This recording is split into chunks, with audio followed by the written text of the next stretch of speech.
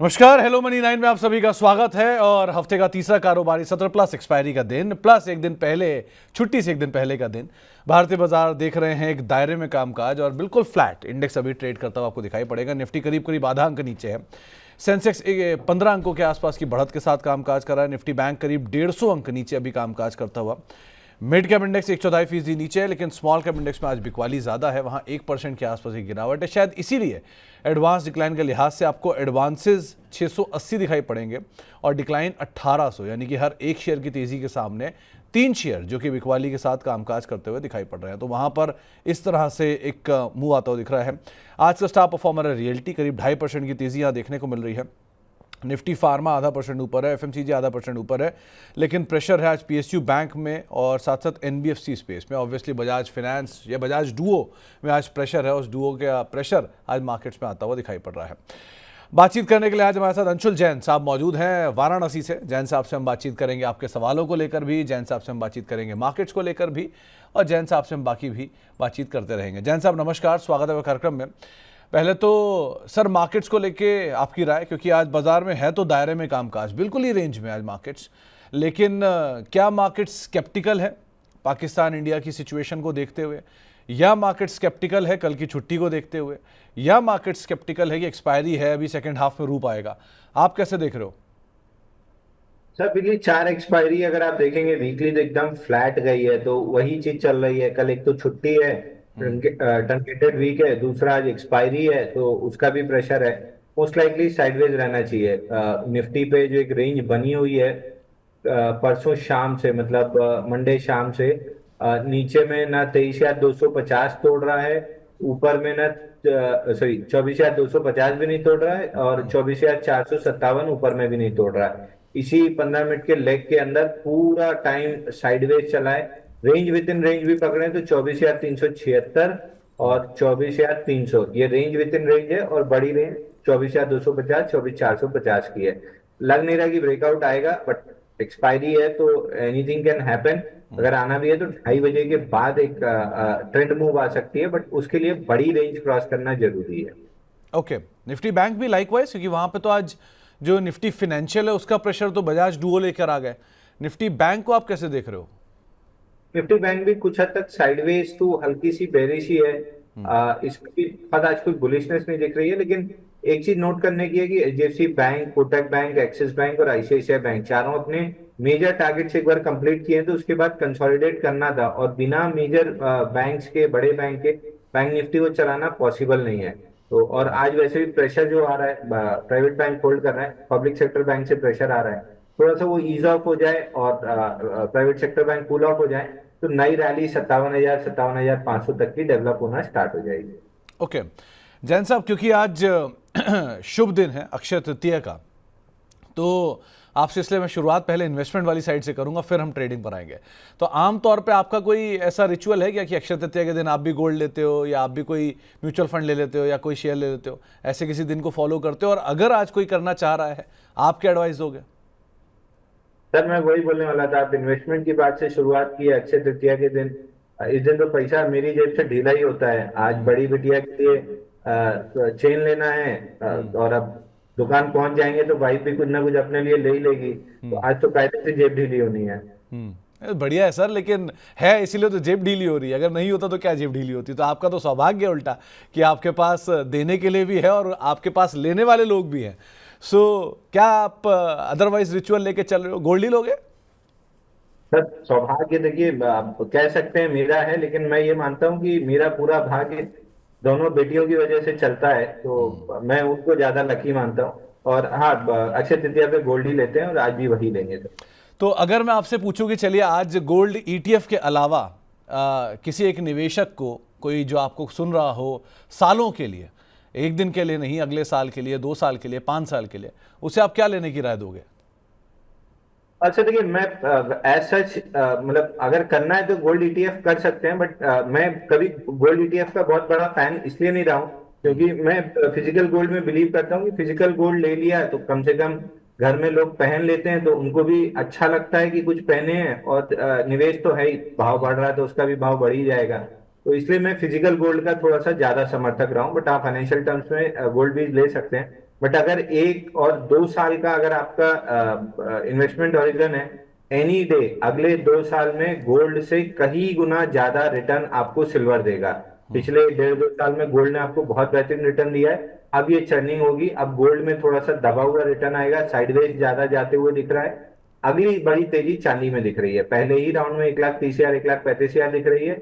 और अगर करीब करीब 1,75,000 अगर 2 साल में हो जाती है, तो मेरे को बहुत सरप्राइज नहीं होगा। तो मेरे को चांदी में बहुत बड़ी तेजी दिख रही है। और चांदी में सिल्वर 20 के उसमें लेना पसंद करूंगा। चांदी में फिजिकल नहीं लेता हूँ, चांदी में सिल्वर 20 प्रेफर करूंगा। चलिए, तो अक्षय तृतीय के दिन जैन साहब आपको जो इन्वेस्टमेंट एडवाइस दे रहे हैं उनको आप जरूर ध्यान रखिएगा। अब जरा निफ्टी के टॉप गेनर लूजर भी आपकी स्क्रीन पर आते हुए दिखाई पड़ेंगे। आज निफ्टी की जो थोड़ी बहुत खरीदारी आपको दिखाई पड़ रही है उसमें मारुति का नाम है, एचडीएफसी लाइफ है, जियो फाइनेंस है, पावर ग्रिड है जहां पे खरीदारी है। बिकवाली वाली साइड पर आज बजाज डुओ कमान संभाले बैठे हैं। बजाज फिनसर्व, बजाज फाइनेंस दोनों में भारी बिकवाली, plus trend, plus Tata motor, इन चारों में तेज बिकवाली है। इसके अलावा आज मिड कैप साइड पे जहां खरीदारी उसमें विशाल मेगा मार्ट नंबर्स के बीच में खरीदारी, आईजीएल में खरीदारी, अपोलो टायर में खरीदारी, ट्यूब इन्वेस्टमेंट में खरीदारी। स्मॉल कैप साइड पे जहां पर खरीदारी देखने को मिल रही है उसमें आज खरीदारी है सोनाटा सॉफ्टवेयर में, फर्स्ट क्राई में, महानगर गैस और सीईएससी यहां पर खरीदारी है। बिकवाली वाली साइड के ऊपर नजर डाली जाए तो आज प्रेशर है केफिन टेक में, 5 स्टार फाइनेंस में, तेजस नेटवर्क लगातार तीसरा दिन, और बीएलएस इंटरनेशनल जहां पर बिकवाली देखने को मिल रही है। जैन साहब, ये बजाज फाइनेंस क्या किया जाए? आज का बहुचर्चित शेयर है, इक्विटी डाइल्यूशन आ गया इतना बड़ा, मतलब एक शेयर अब 10 शेयर में कन्वर्ट हो जाएंगे। जहां 63 करोड़ की इक्विटी थी वो सीधे सीधे 600 करोड़ हो जाएगी। आप क्या राय रखते हो अब इस पे? तो देखिए, स्प्लिट और बोनस के बाद थोड़ी सी लिक्विडिटी तो बढ़ती है। ऑफ लेट आपने रिलायंस देखा होगा, जब स्प्लिट और बोनस हुआ उसके बाद रिलायंस में थोड़ा सा दबाव बना रहा, लेकिन अब इतना समय लगा दिया रिलायंस ने कि वहां पे पूरी चीजें अब एब्जॉर्ब हो गई हैं और चलना स्टार्ट किया। तो ये लिक्विडिटी का दबाव तो जैसा आपने कहा बिल्कुल बना रहेगा। बट एक चीज बहुत अच्छी है बजाज फाइनेंस में compare to Bajaj Finserv. Bajaj finance में 7,946 पे ब्रेकआउट आया था, अभी भी वहां से 1,000 रुपए ऊपर है।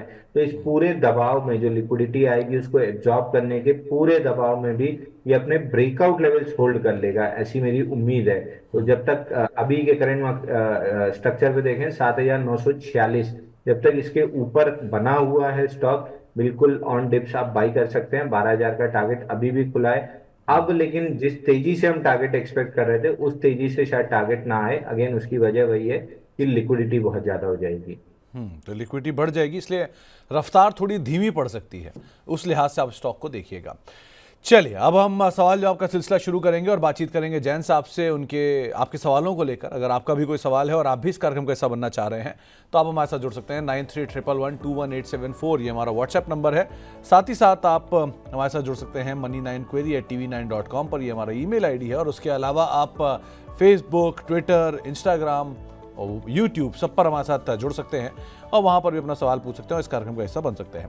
पहला सवाल आया है अली भाई की तरफ से। इनके पास अदानी ग्रीन के शेयर हैं, 960 शेयर हैं 956 रुपए के दाम पर। करना क्या चाहिए इसमें? जैन साहब, कल नंबर्स आए थे, नंबर्स के बाद प्रेशर रहा था, अब क्या किया जाए? तो नंबर अच्छे आए थे, नंबर में कोई दिक्कत नहीं थी, बट ऊपर से लोगों ने प्रॉफिट बुकिंग की है और कुछ ये भारत पाकिस्तान वाला जो लफड़ा आया उसकी वजह से एक नेगेटिव रिएक्शन है। ऑन द डिप्स कहीं भी 880 890 की जोन में मिलता है तो मैं वापस से बाइंग कंसिडर करूंगा। 983 1028 के जो टारगेट्स हैं अभी भी इंटैक्ट है। 880 के नीचे क्लोज करता है तो फिर दिक्कत स्टार्ट होगी। अभी तो ऐसा लग नहीं रहा है कि उसके नीचे जाना चाहिए, क्योंकि बहुत कोई वॉल्यूम है नहीं, ना सेलिंग में ना बाइंग में। तो वॉल्यूम अगेन ड्राइड अप है। कंसोलिडेट करके जब भी चलेगा 900 983 35 और 1,028 ये दो टारगेट आराम से मिलेंगे। तो 935 1028 ये टारगेट्स के लिए आप यहाँ पे अदरवाइज नजर रख सकते हैं।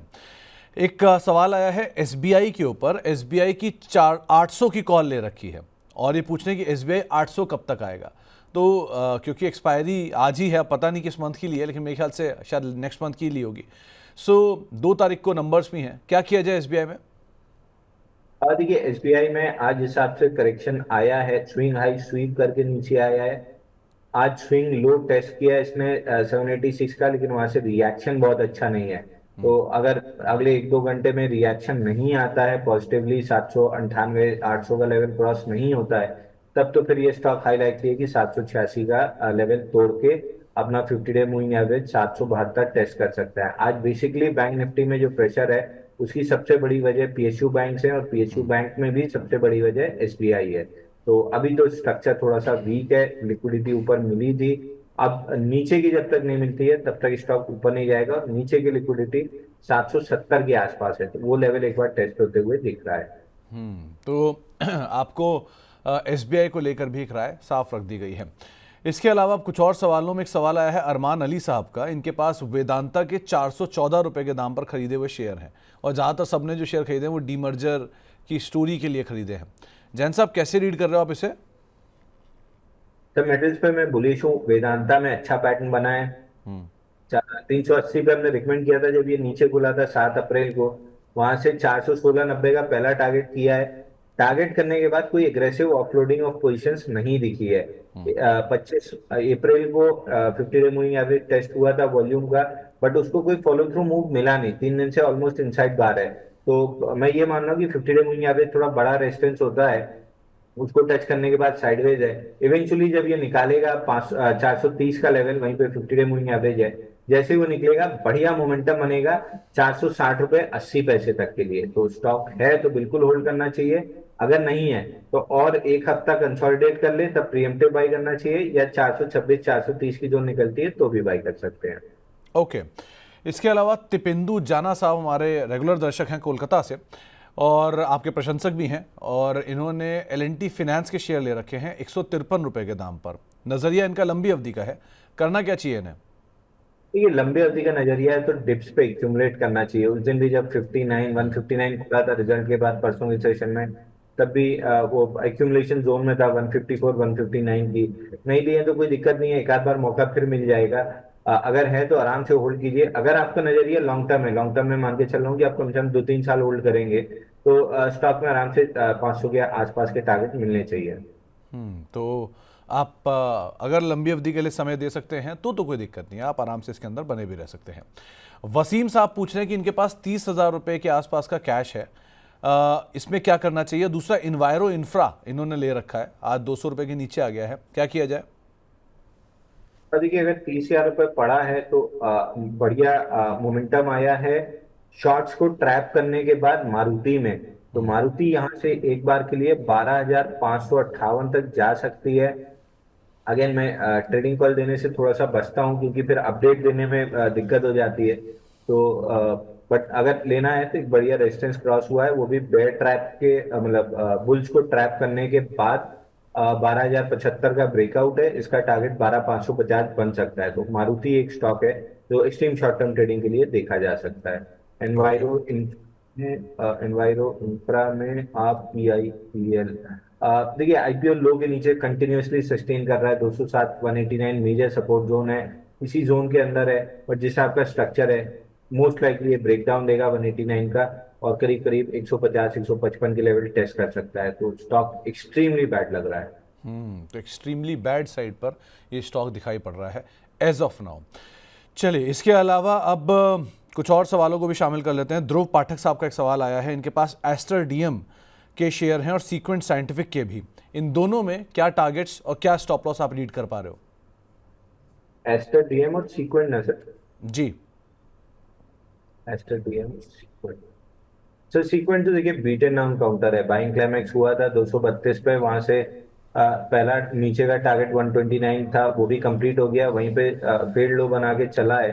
तो मोस्ट लाइकली ये वीकली पे अपना स्विंग हाई टेस्ट करने जा सकता है, which is placed at somewhere around 163 odd levels. तो 163 तक आ सकता है, बट क्या बाउंस बैक के लिए प्ले करना चाहिए? तो ये रिवॉर्ड 20 रुपए है, रिस्क बड़ी हो सकती है, तो इस तरीके के स्ट्रक्चर को नहीं प्ले करना चाहिए। तो मेरी तरफ से सीक्वेंट तो कम्प्लीटली अवॉइड है। वहीं एस्टर डीएम अगर आप पकड़ेंगे तो एक बड़ा cup handle pattern VCP breakout था 430 पे, इमीडिएट मोमेंटम में 520 किया, बहुत लंबा और शैलो रीटेस्ट करके वापस उसी हाई के आसपास है। तो यहाँ पे जिसके पास है वो होल्ड कर सकता है।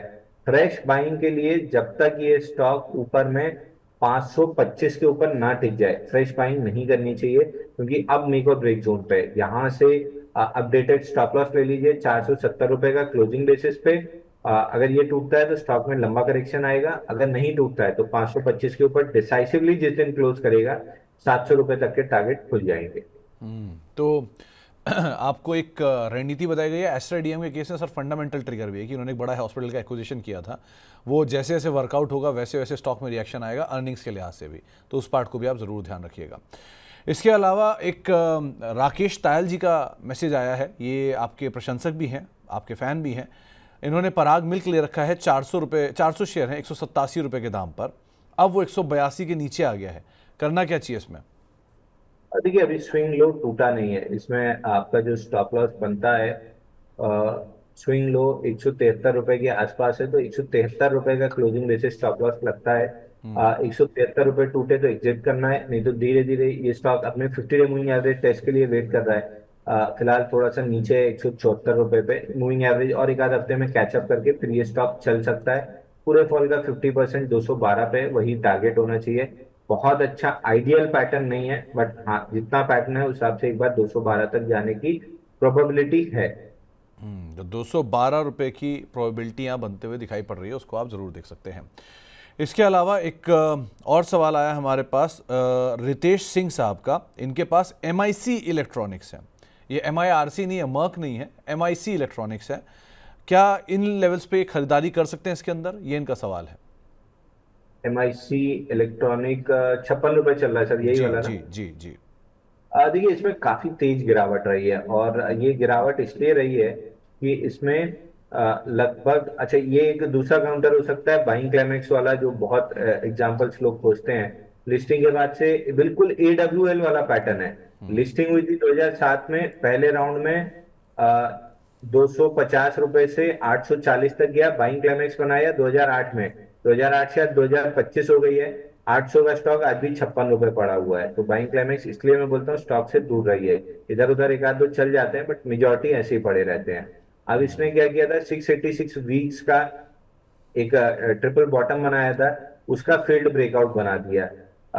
ये फील्ड ब्रेकआउट बना अगस्त 2024 में 103 रुपए के 105 रुपए के आसपास। वर्टिकली डाउन मूव है, डाउन मूव का पहला टारगेट 49 था, टेस्ट हुआ है। बाउंस बैक में वॉल्यूम नहीं है, नेक्स्ट राउंड में हाई लाइकली है कि अपना 49 का लेवल तोड़ सकता है, और वापस से जो 12-13 रुपए का स्विंग लो है वहां तक आ सकता है। परफेक्ट बाइंग क्लाइमेक्स का कैंडिडेट है। मंथली चार्ट लगा के अगर कोई स्टडी करेगा सिंस लिस्टिंग, तो आपको समझ में आएगा क्यों मैं मना करता हूँ बाइंग क्लाइमेक्स के स्टॉक से दूर रहने। तो फिलहाल आप इसको अवॉइड करिए, वो ज़्यादा बेटर है। और साथ ही साथ आपको एक राय अदानी विल्मर पे भी साइमल्टेनियसली जैन साहब ने दे दी है कि आप उस पर भी ज़रा दूर रहिए, वो भी ज़्यादा बेटर है।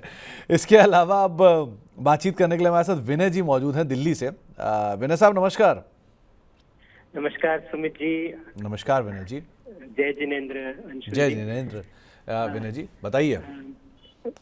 सर मेरा सवाल है नाल्को को लेकर। ओके लगभग 250 शेयर है मेरे पास। ठीक है।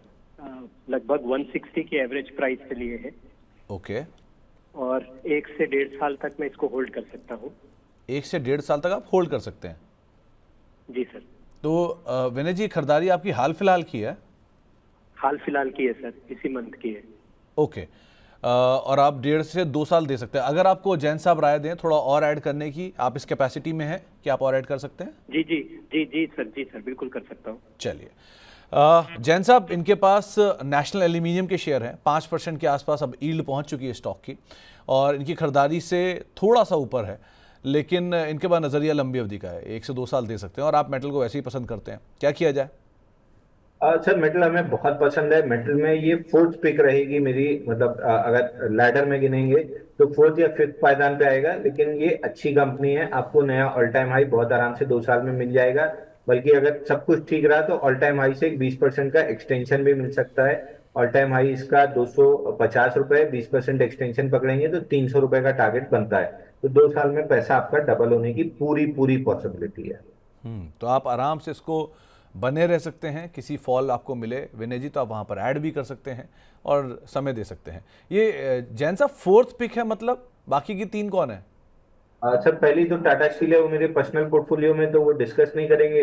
दूसरा वेदांता है, हिंडाल्को है, तीसरा एनएमडीसी है जहाँ पे 80 रुपए तक का मूव दिख रहा है, वो ट्रेडिंग बेट है। बट इन्वेस्टमेंट में फिर नेशनल एल्यूमिनियम आता है और एक जेएसडब्ल्यू। जेएसडब्ल्यू स्टील 5वें नंबर पर आता है। ओके, तो ये 4-5 नाम मेटल से अगर आप पिक करना चाह रहे हैं तो ये ऑर्डर में आपको बता दिया गया है, लेकिन अगेन रिस्क रिवॉर्ड ट्रेडिंग और इन्वेस्टमेंट के हिसाब से आप अपने हिसाब से सोच लीजिएगा। आगे बढ़ते हैं। आयनॉक्स विंड, आशीष पाल साहब के पास है। करना क्या चाहिए इसमें? 178 रुपए के दाम पे खरीदारी है। अच्छा, एनॉक्स विंड एक रेंज बनी हुई है 130, 188, 80 की।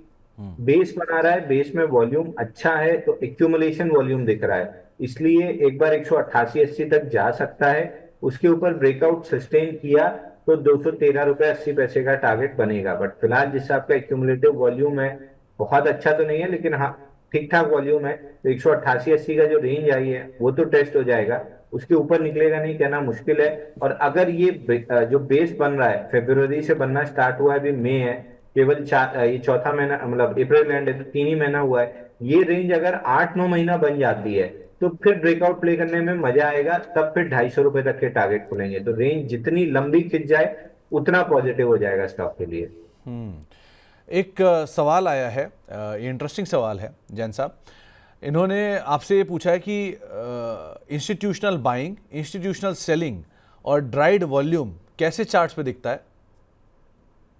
सर बहुत सिंपल है, इसको कहीं बहुत मतलब ये बहुत रॉकेट साइंस नहीं है। आप केवल नीचे वॉल्यूम लगाइए, वॉल्यूम पे 50 दिन का मूविंग एवरेज लगाइए। अगर 3x से ज्यादा वॉल्यूम होता है तो 3x से ज्यादा वॉल्यूम जनरली रिटेल नहीं कर पाता है। रिटेल सारे रिटेल भी मिल जाते हैं तो लगभग 50 डे मूविंग एवरेज तक ही वॉल्यूम को पहुंचा पाते हैं। तो अगर 2x 3x 4x 5x volume हो रहा है तो इसमें कहीं ना कहीं इंस्टीट्यूशन की पार्टिसिपेशन है। अब उसमें डीआईआई हो सकता है, एफआईआई हो सकता है, या फिर कोई बड़ा इन्वेस्टर जो स्टेक ले रहा हो। लेकिन बड़ा इन्वेस्टर एक आधी बार लेगा, कंटिन्यूअस बेस में अगर 3x 4x की वॉल्यूम बार दिख रही है तो ये इंस्टीट्यूशन के बिना नहीं हो सकता है। तो एक जनरल रूल अगर आपको ड्रॉ करना है, वॉल्यूम मोर देन 3x और 50 डे एवरेज वॉल्यूम, ये इंस्टीट्यूशन वॉल्यूम है। अब अगर प्राइस ऊपर जाके क्लोज की है तो बाइंग का वॉल्यूम है, अगर गिरावट में ये बड़ा वॉल्यूम आया है तो ये इंस्टीट्यूशन सेलिंग का वॉल्यूम है।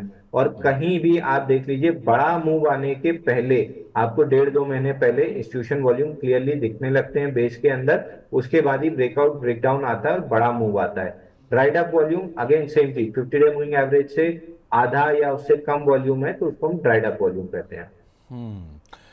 एक सवाल वाघेला साहब ने पूछा है, इनके पास आपके कहने पे इन्होंने रिलायंस इंडस्ट्रीज लिया था, अच्छा प्रॉफिट भी है, क्या बुक करें या बने रहें? वाडीलाल नहीं, रिलायंस इंडस्ट्रीज, वाघेला तो उनका नाम है। सर रिलायंस अगेन मेरे पर्सनल पोर्टफोलियो में, इसलिए मैं बाई सेल तो नहीं बोलूंगा, बट हाँ जो मैं कर रहा हूँ वो मैं बार बार रिपीट करता हूँ, वापिस बता दे रहा हूँ। पूरे रिलायंस के अगर वीकली चार्ट को आप देखेंगे तो 35 हफ्ते का बेस बना है। इस बेस का लोअर एंड 1201 था। 2 बार इस बेस के लोअर एंड को वीकली चार्ट पे तोड़ने की कोशिश की है, वीक लॉन्ग्स को एलिमिनेट किया गया है, लेकिन वीकेंड होते होते फ्राइडे आके क्लोजिंग हर बार 1200 के ऊपर आई है। और अभी जब ये 7 अप्रैल वाले वीक में जब ये 1200 के ऊपर क्लोजिंग आई, वहां से नॉन स्टॉप रैली चली है। 1328 इस पूरे बेस का हाई था। इस बेस के हाई के ऊपर अभी तक तो इस वीक में क्लोजिंग आ रही है, और जितना ऊपर चला गया है डिसाइसिवली मैं मान के चल रहा हूँ कि इस वीक में 1328 के ऊपर डिसाइसिवली क्लोज रहेगा। अब क्या होगा, 1328 के ऊपर जब डिसाइसिवली क्लोज आ जाएगा तो ऊपर में एक ही रेजिस्टेंस बचता है, वो है 1533 रुपए 50 पैसे। उसके पहले डेली पे इधर उधर स्विंग हाई है, बट चूंकि हम वीकली प्ले कर रहे हैं डेली इतना मैटर नहीं करता है। वीकली चार्ट पे 1328 रुपए 40 पैसे के ऊपर डिसाइसिवली क्लोज करता है। 1533.50 के पहले कोई बड़ा रेजिस्टेंस नहीं है, इसलिए मैं 1 रुपए की भी प्रॉफिट बुक करने के मूड में नहीं हूं। जो मेरी पूरी पोजीशन है इन्वेस्टमेंट वाली, मतलब स्विंग ट्रेडिंग या इन्वेस्टमेंट वाली, एज इट इज पूरी की पूरी रखी हुई है 1533 तक के लिए। तो आपको कोई खरीदारी या बिकवाली की राय तो नहीं दी, लेकिन रैशनल पूरा समझा दिया है, उस रैशनल को आप फॉलो कर सकते हैं। इसके अलावा बातचीत करने के लिए हमारे साथ जावेद साहब मौजूद हैं कोलकाता से। जावेद जी नमस्कार। नमस्कार सर। नमस्कार। नमस्कार जावेद जी, क्या सवाल है आपका? बहुत बड़े फैन है सर, अंकुर संजय बहुत बड़े फैन है सर, कंटिन्यू प्रोग्राम देखते हैं सर। थैंक यू जैन साहब। अंशुल जी के हम भी बहुत बड़े फैन हैं, हम भी रोज उनको देखते हैं। बहुत बहुत धन्यवाद सर, बहुत अच्छा सजेशन देते हैं वो। Thank you sir. हम भी उनके सजेशन सर रेगुलर फॉलो करते रहते हैं, इसीलिए। हाँ हाँ हाँ सर, और इतना क्लियर बोलने वाले लोग बहुत कम है मार्केट में सर। हाँ, ये बात तो सही है। जैन साहब थोड़ा आपको सुनने में, बहुत कम है सर। जैन साहब सुनने में थोड़ा सा आपको ब्लंट जरूर लगेंगे, लेकिन ब्लंट वही इंसान होता है इसकी बात सही होती है। नहीं नहीं सर, तो जो खरा होता है वो खरा ही बोलेगा सर। हाँ, बस वही बात उनकी सबसे अच्छी है कि वो बोलते साफ हैं, हाँ। भले ही किसी को पसंद आए या ना पसंद आए। तो नहीं, उन्होंने मुझे भी नहीं, एक बार उनकी मोटा बात बोल दिया था। ऑडिटर को नहीं समझ में आती है सर, लेकिन बाद में उनकी बातों को जब कंपेयर करेंगे तो लगेगा वो बिल्कुल सही बताया उन्होंने। नहीं नहीं, अरे वो इतना साफ बोलते ही मेरे मुंह पे बोल गए थे आप मोटे हो गए हो, तो मुझे घटाना पड़ गया उसके बाद अपने आप को। यही तो अच्छा ही है सर। देखिए, जो इंसान अपने आपके मुंह पे जो सच बात बोलता है ना, वही सही है। बिल्कुल सही बात वही कहा सही आपने है। सर। ऐसा नहीं कि सर सामने आपको आपकी बड़ाई कर रहा है और पीठ पीछे आपकी शिकायत कर रहा है, तो वो अच्छा नहीं होता है सर। नहीं, ये बात तो यही जैन तो साहब की अच्छा ही है माननी सर, अंकुश पड़ेगी। जैन सर के अंदर तो ये तो अच्छा ही है सर कि जो बोलते हैं वो खरा बोलते हैं सर। तो जावेद साहब, आज कहाँ सवाल है आपका? सर मेरा सवाल तो सर इसका कैजुअल है सर। मेरे पास 200 शेयर है सर, सॉरी सर 200 के रेंज पे 250 शेयर है सर। ओके, और कितना कैपिटल समय आप? 2 लॉट आईपीओ है सर। 2 लॉट किसके आईपीओ के हैं? कैपिटल इंफ्रा आपका आवाज कट गया, फिर से बोलिएगा एक बारी। Sir, capital infra IPO 2 lot का। वो इंफ्रा तो समझ में आ रहा है सर, आगे वाला वर्ड नहीं समझ में आ रहा है। Capital sir, capital infra. Capital infra, हाँ सर। ओके। तो नजरिया क्या है दोनों में आपका जावेद साहब? सर जब तक फायदा नहीं होगा तब तक होल्ड करेंगे सर। चलिए, तो जैन साहब, आपने सुना ही जावेद साहब को, आपके प्रशंसक भी हैं काफ़ी। सो करना क्या चाहिए इन्हें? कैस्ट्रॉल के शेयर में करीब 250 शेयर हैं 200 रुपये के दाम पे, और कैपिटल इंफ्रा, ये हाल का ही शायद आईपीओ है, इन दोनों में क्या करना चाहिए? सर कैस्ट्रॉल इंडिया ऑलमोस्ट इनके भाव पे 10-12 पैसा नीचे है। कैस्ट्रॉल इंडिया से निकल जाना चाहिए। अगेन 214 रुपए से मैं बोलते आ रहा हूँ, कैस्ट्रॉल से निकलिए। ब्रेकआउट पैटर्न फेल हुआ है। ये स्टॉक अगर अगले 2-4-6 महीने लगा के 164 आ जाए, मेरे को बहुत सरप्राइज नहीं होगा। प्रोबेबिलिटी ऑफ मेकिंग मनी बहुत कम है, प्रोबेबिलिटी ऑफ लूजिंग मनी यहाँ पे लॉन्ग साइड में बहुत ज्यादा है। तो 10-20 पैसे का लॉस है, उससे निकल जाना चाहिए। दूसरा, कैपिटल इंफ्रा जो इनको आईपीओ मिला है, इसमें 2 प्रॉब्लम है। एक, आईपीओ बेस लो के आसपास है। दूसरा, वॉल्यूम बहुत कम है। 15,000 का एवरेज वॉल्यूम है। आज का वॉल्यूम देखेंगे तो 619 रुपए है। तो इससे अगर ये वर्टिकल ड्रॉप आने लगता है ना, तो निकलना भी बहुत मुश्किल हो जाएगा। अभी मौका मिल रहा है 10-20 शेयर करके पूरे दिन में, जो भी आपके पास स्टॉक है, धीरे धीरे करके उसको एक साथ पूरा बेचेंगे तो ही 5% नीचे आ जाएगा। इतना लो वॉल्यूम है, 600 का कुल वॉल्यूम हुआ है। 10-20 करके शेयर बेचना चालू कीजिए और स्टॉक से बाहर निकलिए।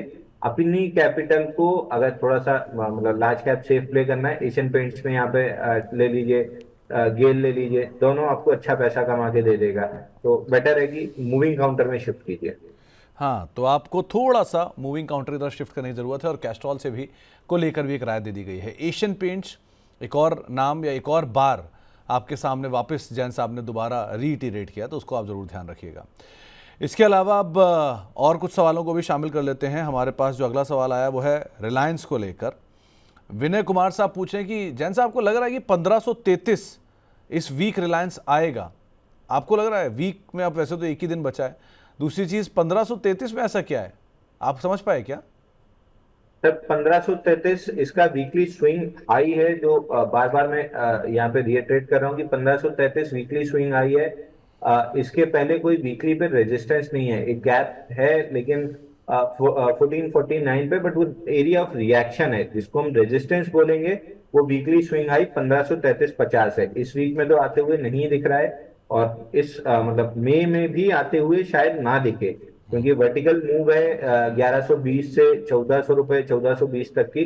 तो अब अगर 2-3 हफ्ते कंसोलिडेट करता है, यहाँ से 2-3 हफ्ते, अगर 4 हफ्ते लगा के कंसोलिडेट करता है, तो ये बहुत अच्छा हो जाएगा। फिर एक बड़ी मूव आ जाएगी, तो 1533.50 का जो मेरा टारगेट है वो टेस्ट हो जाएगा। तो मेरे पास पूरा पेशेंस है रिलायंस रखने का।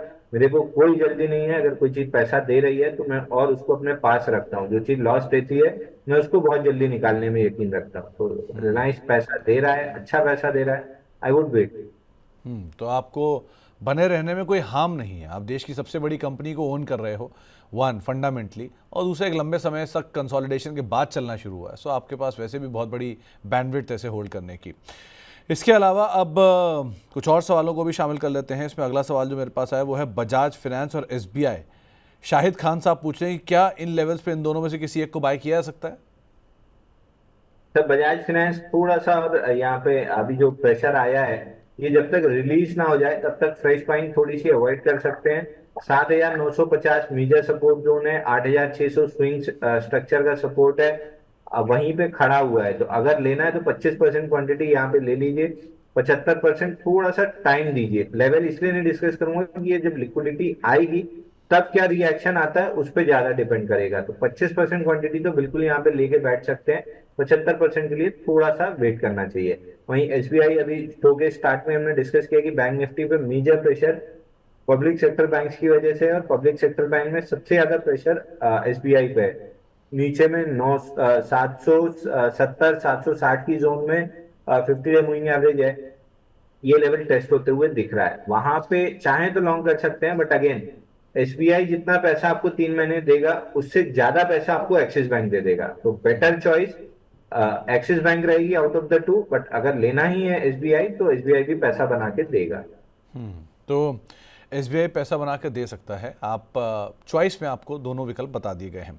बातचीत करने के लिए हमारे साथ अब एक दर्शक मौजूद हैं, प्रीत कौर जी मौजूद हैं गाजियाबाद से। प्रीत मैम नमस्कार। नमस्कार। नमस्कार मैम, क्या सवाल है आपका? अंशुल सर से सवाल है मेरा। मैंने पावर ग्रिड खरीदा हुआ 322 शेयर्स हैं और 312 में खरीदा था, अभी रिसेंटली खरीदा है और इसमें अब क्या करना चाहिए? तो प्रीत मैम, आप ट्रेडिंग के लिए रखते हो शेयर्स को या इन्वेस्टमेंट के लिए? नहीं, लॉन्ग टर्म के लिए, इन्वेस्टमेंट लॉन्ग के टर्म लिए। के लिए। तो करना क्या चाहिए इसमें?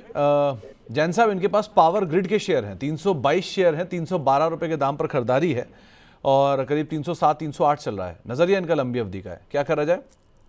तो 332 तक आते हुए दिख रहा है। 332 पे एक बार दोबारा सवाल पूछना चाहिए। मोस्ट लाइकली 332 पे एग्जिट की सलाह रहेगी। लॉन्ग टर्म में इसमें पैसा बनना बहुत मुश्किल दिख रहा है। ये बड़े कंसोलिडेशन के मूड में है। स्टॉक में जो गिरावट आनी थी आ चुकी, पुल बैक में 332 तक चला जाएगा। उसके बाद जैसे आइनॉक्स विंड में 4 महीने से रेंज बनी है, ये स्टॉक भी लगभग एक बड़ी रेंज बनाएगा। तो इसमें लॉन्ग टर्म में पैसा नहीं बनेगा। लॉन्ग टर्म में पैसा बनाना है तो ये 332 पे इसको बुक करके आप इसमें जा सकते हैं। हिंडाल्को कोई भी मेटल स्टॉक ले सकते हैं, वहां पे नया ऑल टाइम हाई पहले बनेगा। या बाकी जो स्टॉक्स हम डिस्कस करते आ रहे हैं उनमें पैसा लगा सकते हैं, but metal as a sector देखना चाहिए अगर आप लॉन्ग टर्म इन्वेस्टर हैं। बैंक निफ्टी हाई बन गया, सीएनएक्स फाइनेंस हाई बन गया, अगला all time high metal stocks में दिख रहा है। और आज ही मेरी एक फंडामेंटल रिसर्च एनालिस्ट से बात हो रही थी, जो आपके प्लेटफॉर्म पे भी आते हैं, सनी अग्रवाल, कि मेटल स्टॉक्स के वैल्यूएशन बहुत चीप है। ये उन्हें मतलब जनरल डिस्कशन में बात हुई थी, तो मेटल पे मैं बहुत बुलिश हूँ, तो उन्होंने ये भी बताया था कि वैल्यूएशन बहुत चीप है। टेक्निकल उनको नहीं आता, तो उन्होंने ये कहा था कि वैल्यूएशन बहुत चीप है, तो उस हिसाब से स्टॉक्स में डाउनसाइड बहुत लिमिटेड है। नहीं, सनी पाजी का फंडामेंटल कमांड वैसे ही बहुत बढ़िया है एसबीआई बहुत सिक्योरिटी से। तो आप अदरवाइज भी मतलब सनी पाजी को वैसे भी सुनिए, और वैसे भी मेटल में एक अच्छी वैल्यू भी है, तो आप उस हिसाब से भी देख सकते हैं। अगर आप मैम जाना भी चाह रहे हो तो मेटल एक अच्छा विकल्प हो सकता है। पावर ग्रिड के लिए 332 का लेवल पहले ही प्रेफरेंस में खुलता हुआ दिखाई पड़ रहा है। साथ साथ कुछ और सवालों की अगर बात की जाए तो अगला जो सवाल मेरे पास आया है वोल्टास पर, राहुल रे साहब का। इनके पास 1200 की पुट है 38 रुपये में, 68 रुपये के टारगेट्स के लिए। वोल्टास की बिकवाली पूरी हो गई जैन साहब, या अभी और एक्सटेंड करेगा ये?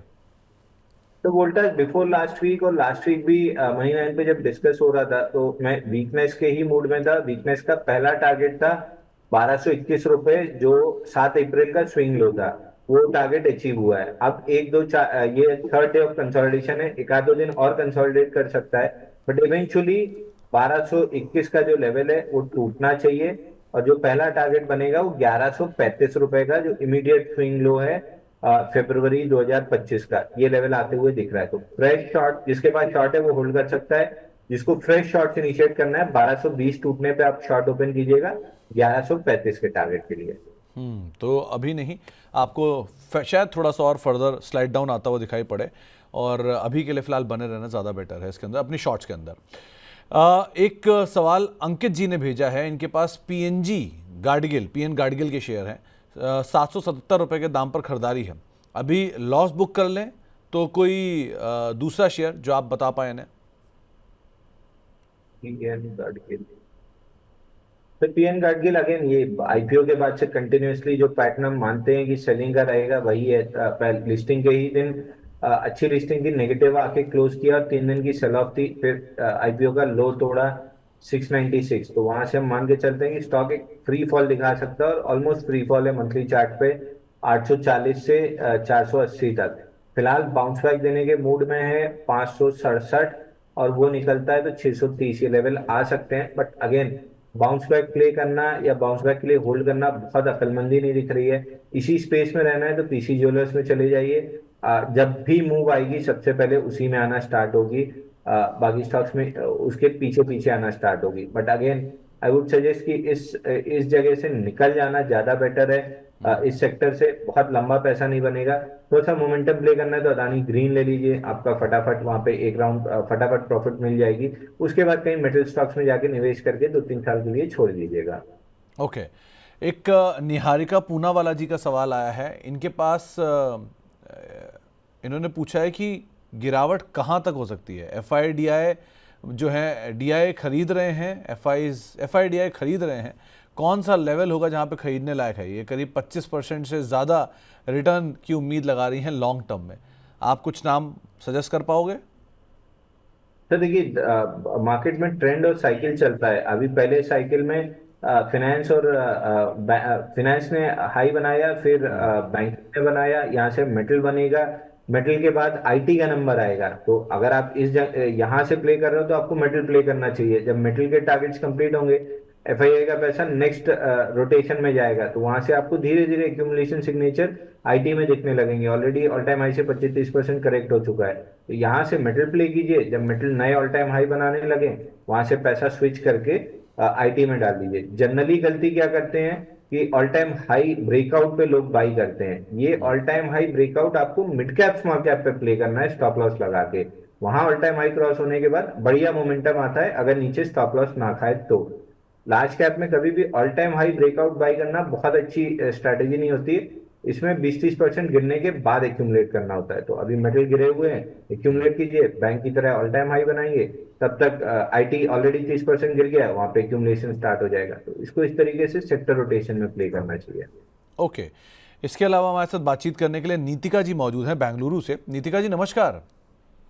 नमस्कार। नमस्कार मैम। हाँ जी, मैं आपका प्रोग्राम रेगुलर देखती हूँ एंड बहुत ही आई एम इम्प्रेस, बहुत अच्छा लगता है मुझे। Thank you. तो मेरा क्वेश्चन एक्चुअली कोल इंडिया पे है। ओके। मैंने 419 पे कोल इंडिया लिया है 300 शेयर्स। ठीक है मैम। और ये मैंने दिसंबर में लिया था, बट ये मूव ही नहीं करता है, मतलब क्या करना चाहिए? मैम कोल इंडिया एक डिविडेंड यील्डिंग मशीन है। अगर आप 2010 से लेके आज तक की इसकी हिस्ट्री देखोगे तो इसने कैपिटल एप्रिसिएशन उतना नहीं दिया, लेकिन डिविडेंड दे दे के कॉस्ट जरूर फ्री कर दी है। सो यहाँ पर यूजुअली मूवमेंट थोड़ा रेंज बाउंड या स्लो होता है। आगे अब जैन साहब की राय भी इस पर ले लेते हैं। जैन साहब, 300 शेयर हैं कोल इंडिया के, 419-420 रुपये के दाम पर इनकी खरीदारी है। क्या करना चाहिए स्टॉक के अंदर? इनका कंसर्न है कि ये बहुत तेज़ नहीं चलता, क्या करें? सर एक चीज आपने बहुत सही कही कि डिविडेंड मशीन है वेदांता, और कोल इंडिया बहुत बड़े बड़े डिविडेंड्स देते हैं, वेदांता ग्रुप और कोल इंडिया इन पर्टिकुलर अभी जो केस इन पॉइंट है। बट इसके साथ अगर प्राइस एप्रिसिएशन भी देखेंगे तो 4 साल में 2020 के लो से अभी जब 2024 में बाइंग क्लाइमैक्स बना था 633% का प्राइस एप्रिसिएशन भी था। ये पूरा डिविडेंड हटाने के बाद में पूरा डिविडेंड एडजस्ट करने के बाद की प्राइस एप्रिसिएशन मानो, मतलब डिविडेंड इसमें अलग आएगा। 600% का प्राइस एप्रिसिएशन था, 450 रुपए बढ़ा था स्टॉक। तो मेजर जूस निकल चुका है इन पीएसयू स्टॉक्स में। अब एक रेंज के अंदर चल रहा है 421-356। प्रोबेबली ये रेंज 1 साल चलेगी, 2 साल चलेगी, कहना मुश्किल है, बट ये रेंज बहुत लंबे समय तक चल सकती है। तो यहाँ से निकल के मूविंग काउंटर्स में आ जाना आपके लिए ज्यादा बेटर रहेगा। यहाँ पे एग्जिट करना है तो जवाब ना है। एक बार आपको अपसाइड में 407 से 420 की रेंज मिल सकती है, उस जोन में एग्जिट कर लेना चाहिए। तो 460-420 यानी आपकी कॉस्ट के आसपास कहीं आए तो आप एक बार को एग्जिट कर सकते हैं, लेकिन ये कैपिटल एप्रिसिएशन एक बार को बड़ा दे चुका है। बट अगर आप डिविडेंड के लिए जाना चाह रहे हो तो राय आपके सामने रख दी गई है, तो आप दोनों के हिसाब से इसको देख सकते हो। कुछ और दर्शकों के सवाल भी शामिल कर लेते हैं। एक सवाल जो हमारे पास आया है वो सुमित गुप्ता साहब का है। आपके काफ़ी बड़े प्रशंसक भी हैं और आपको सराहा भी रहे हैं काफ़ी। खड़गपुर पश्चिम बंगाल से सवाल पूछ रहे हैं, NIIT में इनकी खरीदारी है, टारगेट्स पूछ रहे हैं, करना क्या चाहिए इसमें?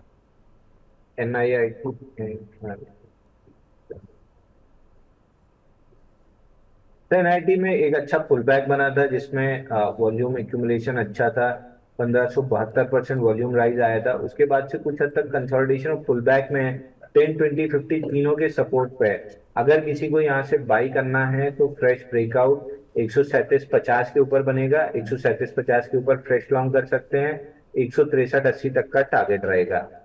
यहाँ से मैंडेटरी जो स्टॉप लॉस रहेगा 124 रुपए का क्लोजिंग बेसिस पर रहेगा।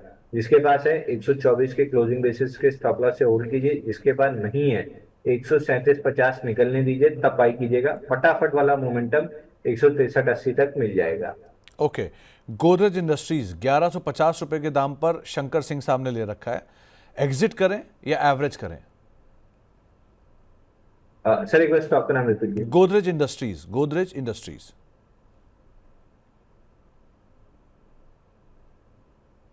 वीकनेस लग रही है सर। स्टॉक में कप एंड पैटर्न का फील्ड ब्रेकआउट बना है 1196 पे, तो पहले स्टॉक को ऊपर जाना भी है तो नीचे पहले लॉन्ग को लिक्विडेट करना होगा। लॉन्ग लिक्विडेशन का पहला टारगेट 1026 का आता है। तो एक बार तो 1026 आ रहा है, उस जोन में अगर रिजेक्शन बना तो फिर ये वापस से अपमूव कंटिन्यू करेगा, लेकिन 1026 को रन थ्रू करते हुए नीचे क्लोज किया अगर डिसाइसिवली वॉल्यूम के साथ तो फिर और डाउन साइड खुलेगी। फिलहाल 1026 आते हुए दिख रहा है।